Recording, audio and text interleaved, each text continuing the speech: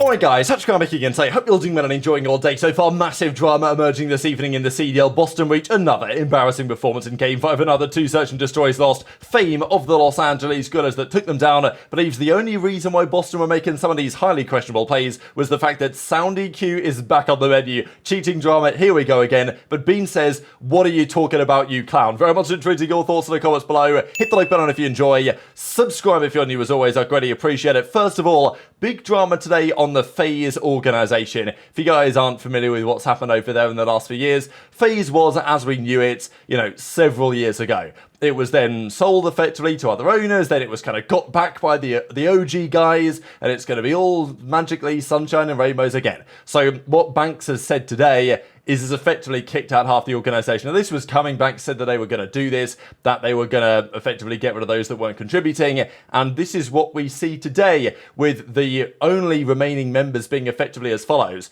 So, I'm not going to get into the controversy of who was released and who was kept on, but, Zoom is still here. There are some notable names though missing from this obviously, and there was a fair bit of reaction to quite a lot of this. I think it must also be noted the fact that, Krim isn't here. I don't know. Now, not everyone, it seems, has been mentioned here necessarily, so I don't know exactly what the situation is with Krim, but my understanding is that FaZe are probably paying Krim a fair bit of money, and I'm not exactly sure what Krim does for FaZe precisely. I know that they've got that Porsche partnership, I guess, and that's kind of what Krim's up to, but yeah, so not sure what's the case on that. We'll discuss Krim in a second, actually, because there is something to say. That did confirm as well, FaZe, they will maintain, the Atlanta FaZe Call of Duty spots. That's not going away, and actually that works out rather well for FaZe because they don't even have to run the team. Atlanta Esports Ventures do that, but FaZe profit because they license out their brand. So, they'll probably keep the status quo for now, and it's Atlanta Esports Ventures. They're the ones that aren't running the events.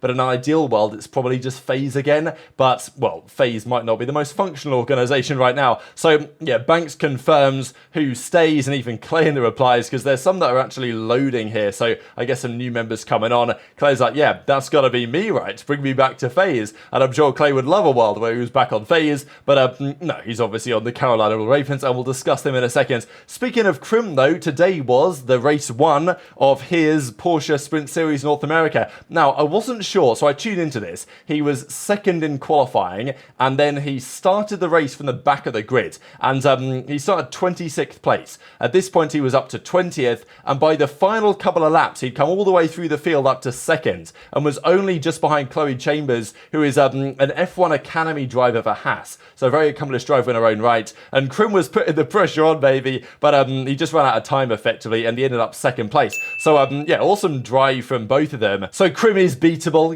The Krim dominance in this series has come to an end. He has come second on a couple of occasions now, and of course in qualifying and then in the race, but yeah, made 24 overtakes. Sure, some of the cars are in different categories, so he wasn't really racing like the entire field, but nonetheless, very impressive from Krim. Ended up second. We'll see how he does tomorrow, because I've got 2 races on the weekend. Of course, this is at Barber, the same circuit that IndyCar's racing at this weekend. So awesome to see for Krim, and he's still FaZe Crimsix according to his bio, but yeah, wonder if that's going to last on what we saw today. And as Zuma says, really upset right now, not seeing BenJ on the FaZe clan list, just trying to process this right now, because yeah, a tough day for BenJ and the team not getting noticed. But we've got to talk about some of the drama, baby, because this SoundEQ stuff is going to continue on through the night, and there's been lots of drama on it, hitting the timeline as I am saying these words. But I wanted to dive into really the Boston series especially, and the results of it, because Boston versus Grillers, this Grillers team that is still pretty damn new, they have just formed very recently. Flames comes in for Assault.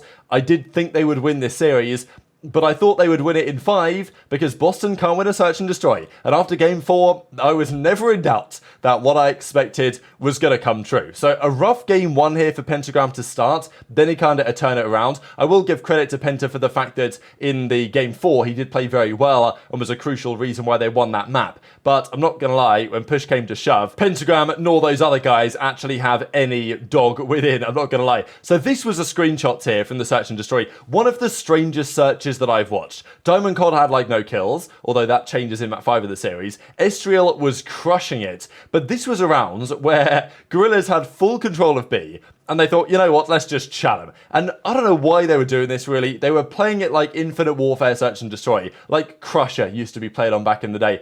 Just run around as a pack of 4 and try and get the kills. If you've got the bomb site, let's just plant the bomb, guys. You know what I mean? It doesn't get that hard. So for some reason, Gorilla's up 5-4 here. They were down 1-4, by the way. And Boston were like, oh my God, we're 2 rounds away from winning. And then, you know, obviously the choke came through pretty damn hard. They did win this situation, take it to round 11. But here we are in the round 11. So Boston get first blooded in round 11. They go A, they get the bomb down. And they make such a strange play. I understand the play because they did need to find some sort of kill, catch someone off guard here. Snoopy decides to go for a pinch through mid. He gets shut down by Fame. But look at the green arrows. Like, they've given up the A site. They've pushed back to spawn. And all of these guys ended up wrapping mid here. And Gorillas just trapped them in mid, defuse the bomb, get the kills very easily, and it's just all she wrote. It's like you put Boston in a round 11 situation, they're just going to do some crazy stuff, and their record in round 11s, their record in game 5s, it's not been good in the history of their franchise, and well, that ain't changing this year. Then we go into a control, and Gorillas take this one to go up 2-1 in the series, pretty impressive. Then, to be fair, Pentagrxm has a phenomenal game on this 6-star hardpoint. Like, Boston can slay. They've got talent, you know. It's not a debate about the talent. Gorillas don't have as much talent as some other teams, but, you know, they do have better teamwork and, honestly, some better ice, but nobody is worse than Boston when it comes to ice. Relatively swiftly here, Gorillas went up 3-0 in the game 5, but Boston, they started to bring it back. It was 3-1, 3-2, 3-3. All of a sudden, you're thinking, wow, Boston are back in this game. But again, when they think, wow, a victory might be possible, guess what happens? This is the type of thing, and Maven mentioned this on the cast, this is the things that only happen to Boston Bridge. Like, this is a 1v3 you cannot afford to lose. Diamond's in the cruddy spot, gets 1, gets 2, dives away, 72 HP, Snoopy's expecting him to drop down, Diamond Con goes for the chal, slams Snoopy for a 4-second 1 versus 3 clutch. 3-3, 1v3, the most momentum you're ever going to find. Sure, Diamond gets kind of lucky, but it was still misplayed. You know, really, Snoopy's got to trade this one as well. It gets absolutely slammed to bed. What a clutch there from Diamond Con. Man, Boston, they couldn't regain from this one. And this was one of the craziest rounds I've seen. This is the question. Well, this is what caused all the drama, basically, right? This particular round. So it's 5-3 now to Gorillas. Game 5. We've seen this before. Boston get first blood on Fame. They have the A-bomb site for free. Look at this minimap. 6 is watching the flank. Number 8 is here. Like, they had full bomb site control. They got the kill over there. But no, they spotted flames at the back. They put like 1 shot down, and they decide to just run through the spawn. I don't know what possessed Boston to do this. They could have just planted the bomb. They didn't. First blood, full site control, and you're not going to plant? Like, what is, you know, this is search and destroy 101. All I know is that Doug sent to Martin, he's getting that bomb down straight away. You know what I mean? Like, if Doug's in this team, I know that Doug said that he was going to try and work with these guys on their search and destroy. I don't know if their search and destroy coach is clueless right now. I don't know if whatever their coach is telling them is going in one ear and out the other, because I don't know what I'm watching right now. But anyway, they push out the spawn. That gives Diamond Con the time to get the flank off, get a kill, and all of a sudden it's GG, and Boston lose the game again. Another 2 search and destroy defeats. And as Octane says, A-site control with first bloods. We're not planting? Like, what are we doing right now? So this is what happens, right? They, well, you guys can see the repercussions. They push through spawn for some reason. 4 gets the perfect chance to flank on Priestahh, gets the free kill. Then the streak comes through. They also both go into Tiki Huts, which I thought was a bit questionable, to be honest. If one of them runs a different way, maybe they get a chance. But, yeah, Fame talking trash here, and it's GG again. Pentagrxm's out of his seat. You know, Beans is his head in hands. Snoopy's head in hands. Priestahh looks mind-blown. And honestly, I'm not surprised. This is also a pretty crazy stat, right? Like, this is a Boston problem. Not even just with this team. Their Game 5 record all time is atrocious. Like, even famously, when Zinni was on the team back in Vanguard Champs, when they played Thieves at the World Championship, it was round 1, winners round 1, Game 5, round 11 on Tuscan, and they just ran down mid and died, right? Like, that really weird strat. Like, it's just a Boston curse? I don't even know. So then Fame comes out in the replies and says they're playing for sound cues, which is why they've made those plays. This aligns with this tweet here from Sib, and there was further discussion on this we'll talk about tomorrow. The amount of pros using sound EQ online is actually crazy. I don't get it. So sound equalization, a Windows setting, it was, well, banned by the league on LAN last year, but effectively online, the league never enforced it not being used, and therefore pros just kind of did it, and it was a known thing. This year, the pros, when they banned snaking between themselves, also agreed to not use the sound EQ. But the problem is, what if somebody turns it on, somebody thinks somebody's got it on, therefore they start using it? How can you fully tell? Well, you can test it if you're the league, but they choose not to, it seems, as maybe we'll discuss that tomorrow. So people thought that Boston were doing this.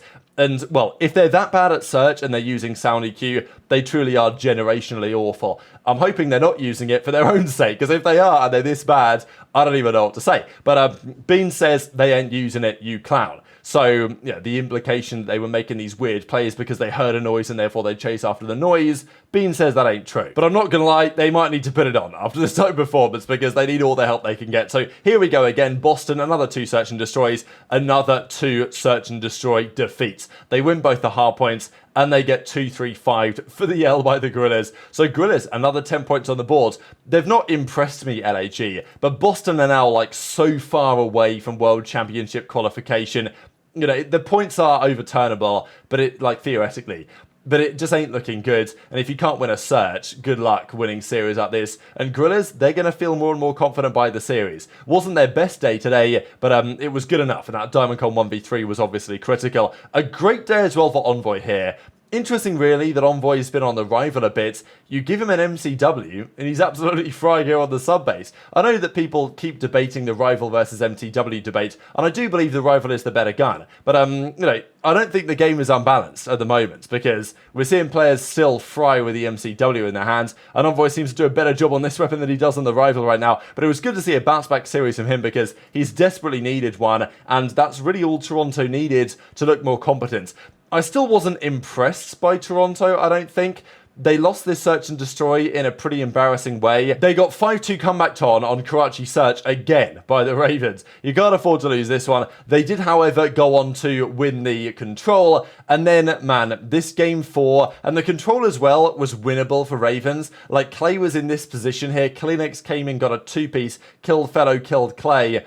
Still a pretty poor AR duo online. And this was a kill that if Clay gets it, they very arguably win the round here, Ravens, but he doesn't, and that, of course, is a 3-1 for Ultra. But this game 4, I don't know if you guys felt the same way I did here, but as soon as this went to the listen-in, and I heard Ravens sounding as dead as ever, like they did yesterday, I'm like, yeah, there's no way they're holding on to this lead. Ultra have made comebacks like this before. They did it against Vegas back in the Major, right? Something rather similar, and it's the same thing that happens again. Like, Ravens have a big lead here, but when you went to the listen-in, I don't think anyone was really expecting them to be able to hold on to it. So Envoy is another great map on the hard points here. Scrappy runs the flex on this map and is still very impactful. Gwyn had a maybe surprisingly hard time on this game, and from a 100-point lead to you know, a 250-238 L. So that's a rough one for the Ravens. They go 0-2 on the weekend. Still Toronto looking a bit shaky, I will say, even with Envoy playing better. That is maybe the interesting piece here, is that Envoy had a far better series. Scrappy's like, well, the search and destroy is getting better, but I don't know if there's necessarily too much evidence for that, because they lost it today. And as Envoy says, GG's Ravens, kind of, you know, implying that he's looking at some of the hater comments and saying, look, I'm back. Don't worry, guys. From now on, it's going to be fine. I want to see a bit more evidence that Envoy's hardpoint is fixed, but 2 great hardpoint maps for him today, so it's about time. I guess he's been in the lab working hard. But honestly, Envoy's better performance exposed Insight for having a really hard time. I mean, here he is with 13k damage, a 0.74. This has been true even while Envoy has been struggling as well. So Envoy steps up, Insight doesn't, and they win, but they don't dominate, you know? Like, this is the point. When Toronto play a team like FaZe, they need all of their guys to step up. And if Envoy has turned it around, which, okay, there's one series of evidence to show that is true,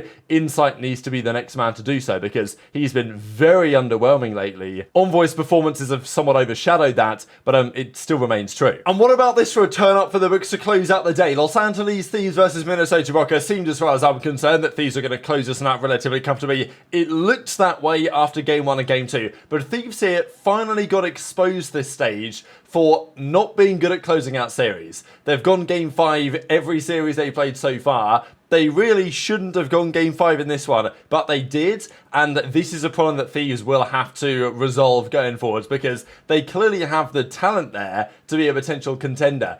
but they can't close out series to save their life. They go up 2-0 here. They win the game 1 comfortably over Minnesota Rocker. They dominate the game 2 search and destroy. But all of a sudden, game 3, I mean, even Breaking Book went as far to tweet this out because Minnesota Rocker were doing nothing. These guys weren't shooting back. All of a sudden, though, the Iceman comes to play. This was a massive moment. I don't know what it is about Invasion Control round 5s, but if there's ever a time that someone actually wins a round 5, it's always on Invasion Control on offense, right? You know what I mean? Like, it's never an offense until it goes to round 5. Then all of a sudden, magically, an offense starts to be won. But, accuracy gets in the point, stays alive long enough. Lin's made a mega play to even get it to this point, to be fair. Thieves, by the way, got defense by 1 kill. I think the ticks were the same. They had 1 more kill, therefore they got defense. It's pretty crazy, to be fair. But, yeah, Rocker get in. They get the job done in 5 rounds. And then Minnesota Rocker emphatically dominate Thieves on the game 4. Here comes Standy.